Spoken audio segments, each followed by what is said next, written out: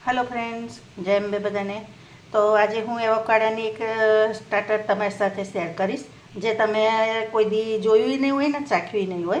तो एनी माटे आ 2 एवोकाडो लई लीधा छे। हवे आने हूँ मिक्सी में पल्स मोड पर ब्लेन्ड करी दईश। तो फ्रेंड्स जो आपणे दरदरू पीसी लीधुं छे एमां हवे आ डુંગળી एड कर देवानी। सलाड तमे जे तमने गमता होय ने ए रीते राखवाना, वधारे ओछा करी शको। काकड़ी एड करी पछी हवे आ केप्सिकम एड करीश। आ टामेटा छे ए एड कर दईशुं। आ चिली फ्लेक्स छे ए एड कर देवानुं। तीखું તમને ગમે ને એ રીતે રાખવાનું। આ મીઠું છે, મીઠું ટેસ્ટ પ્રમાણે। અને આ ચાટ મસાલો છે, ચાટ મસાલો પણ ટેસ્ટ પ્રમાણે। તમને વધઘટ ગમે ને તો ટેસ્ટમાં થોડુંક આગળ પાછળ કરી શકો, બરાબર તમે। હવે આપણે આ બધું મિક્સ કરી દેવાનું પ્રોપર। હવે આ લીંબુનો રસ છે એ લાસ્ટમાં એડ કરી દેવાનો।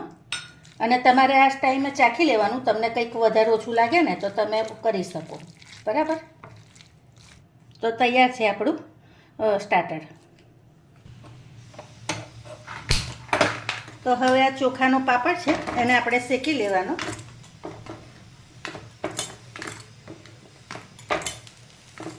મેં આગળ એક રેસીપી બતાવી હતી એમાં તમે જોયું હશે કે પાપડ આવી રીતે શેકાય। તો આવી રીતે તમારે આખો શેકી લેવાનો। હવે આપણે આની પર આ જે બનાવ્યું હતું ને એ એડ કરી દેવાનું અને બધું સારી રીતે ચોપડી દેવાનું। તમે કોઈ દિવસ આવી રીતે ટ્રાય કર્યો છે એવોકાડોને ખાવાનો? નહીં કર્યો હોય ને તો એકવાર ચોક્કસથી ટ્રાય કરજો। ગુજરાતી સ્ટાર્ટર અને હેલ્ધી, જે બાળકો માટે સારું। બ્રેડ બટર ને એવું ખાવું એના કરતાં આવી રીતે તમે બનાવીને ખાઓ તો બાળકો ખુશ, પતિદેવ ખુશ, આપણે ખુશ।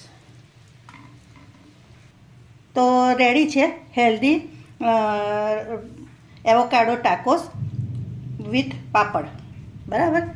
તો આવી રીતે તમે જરૂરથી ટ્રાય કરજો।